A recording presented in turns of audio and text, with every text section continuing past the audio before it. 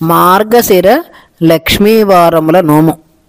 పూర్వం ఒక బ్రాహ్మణుని రెండవ భార్య సవతి కూతురునకు బెల్లపు ముక్క చేతికిచ్చి తన బిడ్డలను ఆడించమని చెప్పగా ఆ చిన్నది మట్టి ముద్దను మహాలక్ష్మిగా నియమించుకొని తల్లి తనకిచ్చిన బెల్లమును నైవేద్యం పెడుతూ ఆడుకొనుచూ ఉండగా సవితి తల్లి చేదరించుకొని ఇంటిలో ఏమిటి ఈ అల్లరి అని చీపురుతో పిల్లలను దేవతా విగ్రహములను కొట్టెను. కొన్ని దినములకు చిన్నదానికి వివాహము జరిగి అత్తవారింటికి పోవునప్పుడు తన వెంట తన దేవతా ప్రతిమలను కూడా తీసుకొని పోయినది. నాటి నుండి ఆమె కాపురము 3 పువ్వులు 6 పిందులుగా ఉండగా పుట్టింటి వారు ఎనలేని దారిద్ర్యమును అనుభవిస్తూ ఉండిరి. తండ్రి దీనస్థితికి చింతపడిన ఆ చిన్నది తమ్ముని పిలిపించి ఒక కర్రను దొలచి దాని నిండా బంగారు నాణెములను పోసి ఇచ్చి భద్రముగా నింటికి కొనిపొమ్మని చెప్పి పంపించెను. కానీ మార్గమధ్యమున ఆ చిన్నవాడు కర్రను పక్కనుంచుకొని చెట్టు కింద నిద్రించుచుండా ఎవరో ఆ కర్రను అపహరించుకుని పోయిరి.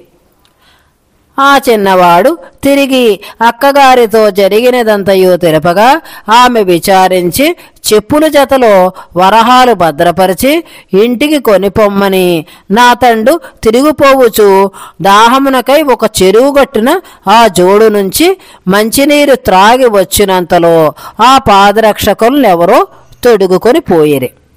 చిన్నవాడు మరలా వెనుకకి పోయి సోదరితో ఆ విషయము తెలుప వాని సోదరి చింతించి తిరిగి సొరకాయలో బుర్ర నిండా మొహరీలు నింపి జాగ్రత్త అని చెప్పి పుట్టింటికి పంపుచుండ దారిలో దొంగలు ఆ కాయను దోచుకుని పోయిరి.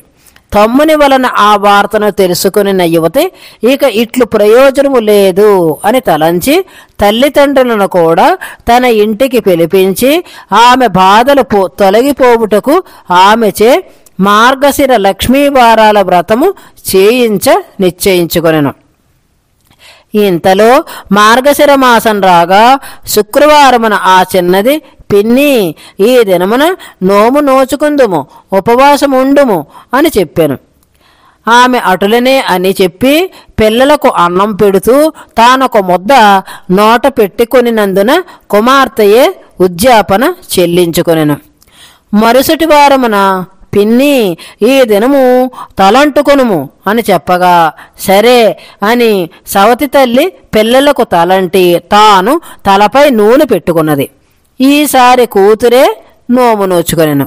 3వ వారమున పిన్ని నీవు ఈ దినమున ఏమీయూ తినరాదు అని చెప్పగా ఆమె అటులే అని చెప్పి పిల్లలు రొట్టెలు పంచుకొనుచు భాగములు కుదరక తగులాడుకొనుచుండా నామె వారికి ఆ రొట్టెలను పంచి మిగిలిన వానిని తినగా మరల ఆ చిన్నదియే వ్రతం చేసుకొనెను. 4వ వారమున ఆ చిన్నది తన చెంగునకు పెనతల్లి పమిట కొంగు ముడివేసుకుని కనిపెట్టియుండి వ్రతము చేయించబోగా మార్గశిర లక్ష్మీవారమున లక్ష్మి ప్రత్యక్షమై అమ్మాయి మీ అమ్మ నిన్ను చీపురుతో కొట్టినది కదా ఆమె పూజ నేను అంగీకరించను అని చెప్పినది.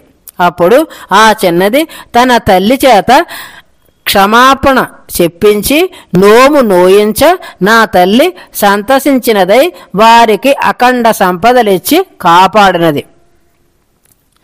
4 వారములందు ఉపవాసముండి ఈ కథను చెప్పుకొని అక్షంతలు వేసుకొనవలేను. ముత్తైదువులను గౌరవించి పంచభక్ష పర్వాన్నములతో భోజనములు పెట్టవలెను. మొదటి వారమున దేవునికి పులగము నైవేద్యము, 2వ వారమున క్షీరాన్నము నైవేద్యము, 3వ వారమున ముద్దకుడుములు నైవేద్యము, 4వ వారమున బత్తాయిలు పరమాన్నము నైవేద్యము చెల్లించవలెను. ఇలా ఉద్యాపన చేసిన వారికి భక్తితో చేసిన వారికి ఫలము సిద్ధించును.